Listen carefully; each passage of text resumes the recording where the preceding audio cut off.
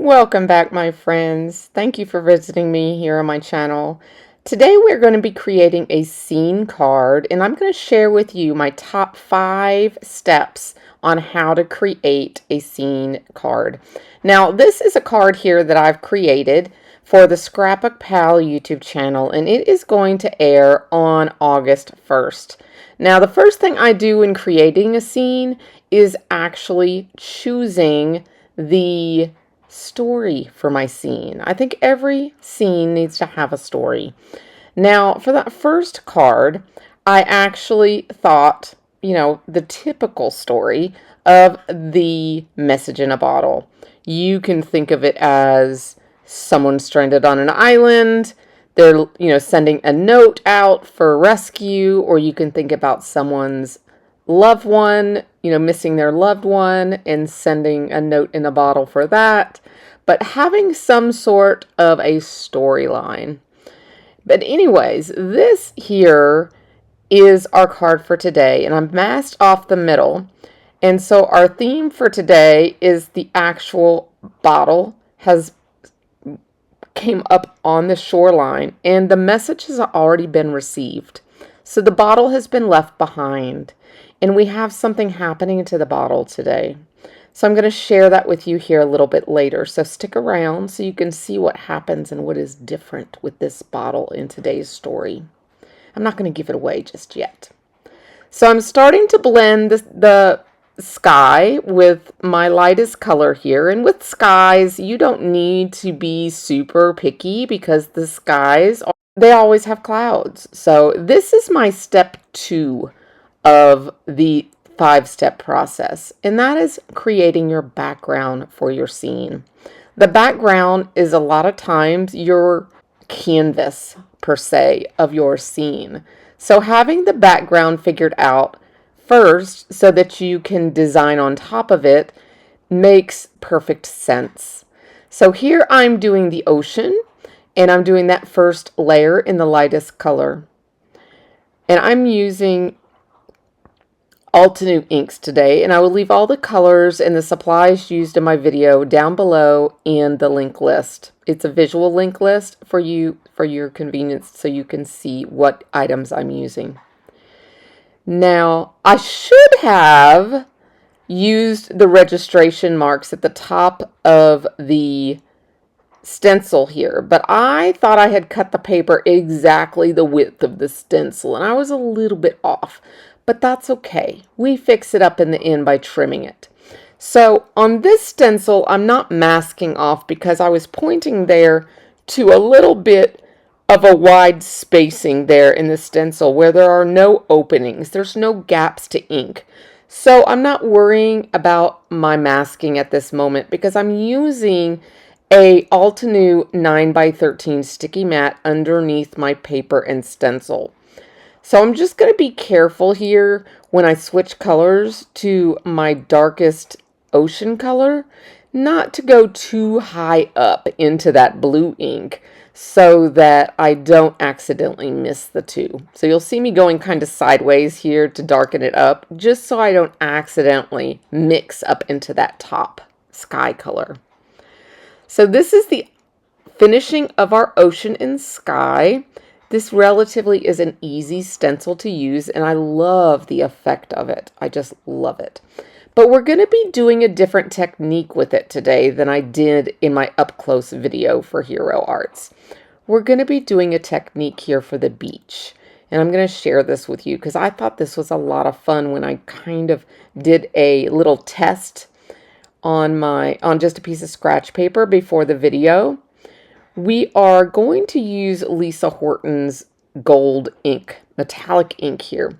And I want to get it in the little holes there across the top, which kind of give it a little white differential there between the waves and the ocean.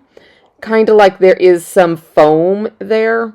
Now the ink pad itself wouldn't go through those little holes, so I got the blender brush and just went through to give that little bit of space there. Now I'm going to rub the ink pad in the one direction horizontally to get grains going across horizontally, just to give a light metallic look to the beach. And then we're going to embellish this just a little bit to complete our background. And I'm going to take some Wow embossing powder, and this is probably a retired one, but any kind of gold and peachy color mix would work here, or you could even just use a gold if you wanted to, or some sort of sand color mixture. And I'm just kind of sprinkling it with just a little pinch on there. I'll bring it up to the camera here so you can see it. It's kind of a peachy, and it's got a few gold specks in it as well. And then we're going to heat set that. Now remember, the metallic ink is a pigment ink, so that does give a little something sticky to adhere to, which is why we get this to actually stick to that background. If you were concerned about your ink sticking, you could actually put some Versamark there, a clear ink, a clear sticky ink to get your ink to stick. But since it's pigment, it did go ahead and stick on there. So that gives us our beachy little texture and sandish look to our scene. So that's our step 2, is doing our background. Isn't that pretty cool? Before we move to step 3, we're going to trim this down so that we'll cut off those bare edges on the sides, and so we'll get it ready for matting. Now I plan to mat this and make it into a 5x7 card, which that's the reason I use the entire width of the actual stencil. These stencils are larger than A2, so you can get a 5x7 out of them with a little bit of matting. So here I'm adding a gold glitter mat behind this piece here, and then a blue mat behind that, which is 5x7. I believe the mat here is 1/8 of an inch around, and the mat behind that is 1/4 of an inch. That gives me my complete 5x7. If you need any help with that, let me know if you're doing it yourself. Just leave me a message below. I'm more than happy to help you anytime. I just love how regal that looks, and that gold glitter card really draws out that glitter in the actual sand portion of the card. So I really like the way that turns out, and I just love this stencil. I love the versatility of being able to do 5x7 or A2. Now step 3 in my 5-step process is the foreground. So we've done the idea of our story. We've done the background. Now we're going to do our foreground. Now our background and our foreground can be done in numerous ways. The background can be stencil, it can be ink blending, it can be anything you want to do. It can even, whatever, it could be pattern paper, whatever you want your scene to have as a background. So same with your foreground. For mine here, I'm using die cuts, and for it might be a stamp that you color in. It could be ephemera. It could be whatever you want it to be. Now remember, you're the artist and you're creating the story. You're creating the scene.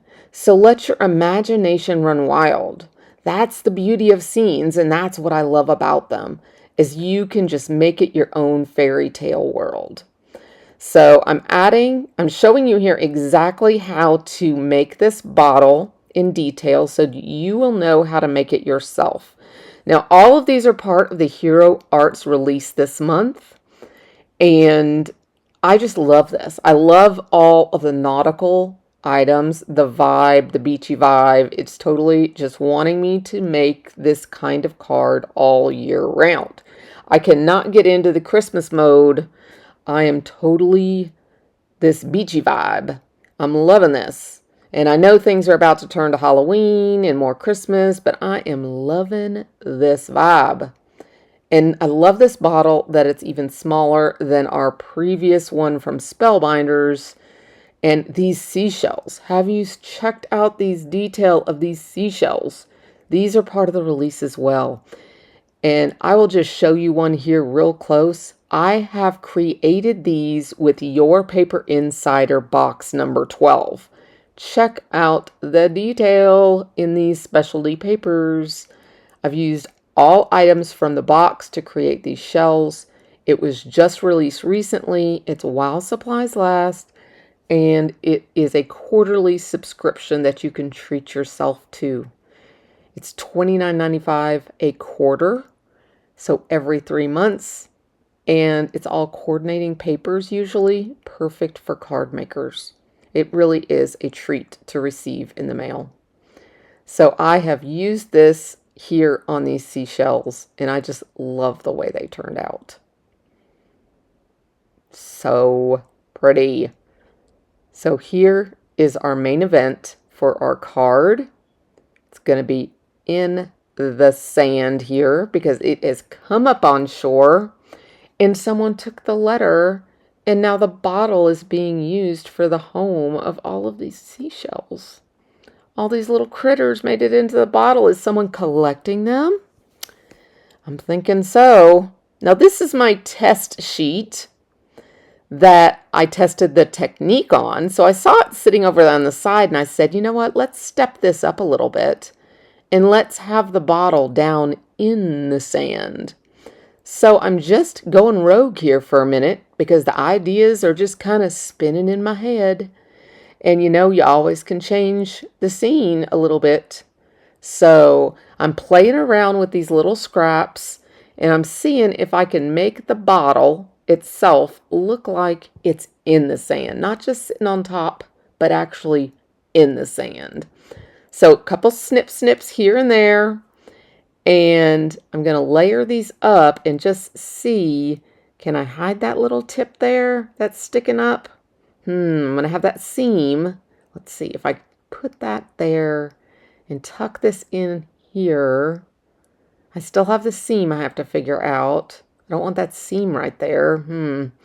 Let's see what I can do. I really am liking this. Do I want another one up here? Well, if I had one up there, you're going to see that straight line across, though, and I'm not really digging that. I don't think I like that one. I thought I'd hide one back here, make it look like it's got more little hills in the beach, but I'm not really liking it up there. It works down at the bottom because the bottom has a straight line on the edge, but wait, I have some extra shells. A sand dollar. That might work. Okay, got it figured out. Step 4, assembly. Now we get to put the scene together. Now we have the vision, the complete vision in front of us. We're ready. We're ready to rock and roll. We got this, guys. We have got it figured out. So we're putting our card together. Now I have to take off some of that foam tape because we're overlapping these. So we're going to get these overlapped. Remember, nobody's going to see this stuff because we've got it figured out. Watch this. Remember, these are scraps right there on your table. You know, the ideas are endless. You just got to fiddle with them, you know? So, okay. So, now, can I still tuck it? Yes. Can I hide it? Yes. Yes. Let's glue it, baby. Let's glue it. But he looks lonely.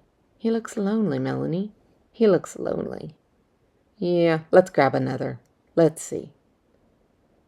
That's kind of the same color.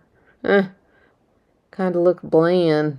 Starfish! Hey, little starfish. You look perfect. Yes, the starfish for the win. And he's behind a layer of beach. Even cuter. Let's hook the bottle down. I'm feeling it. Are you guys feeling it? I'm going to put the foam tape up here towards the top, and that way the bottle's tucked and popped up.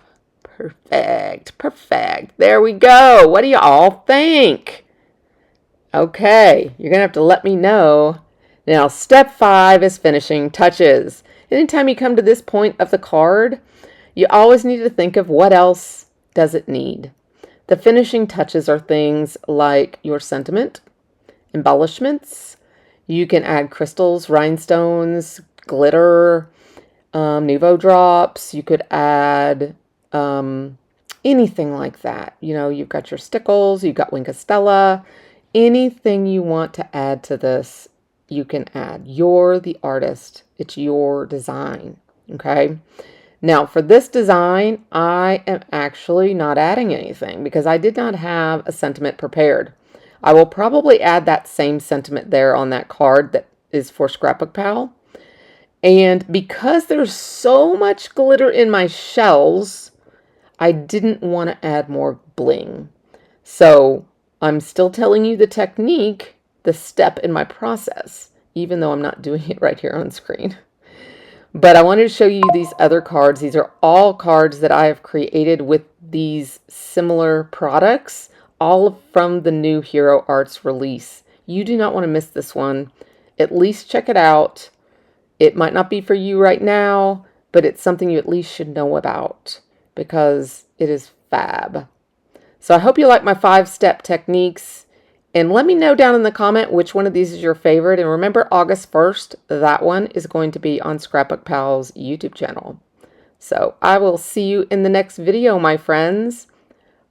Bye-bye for now.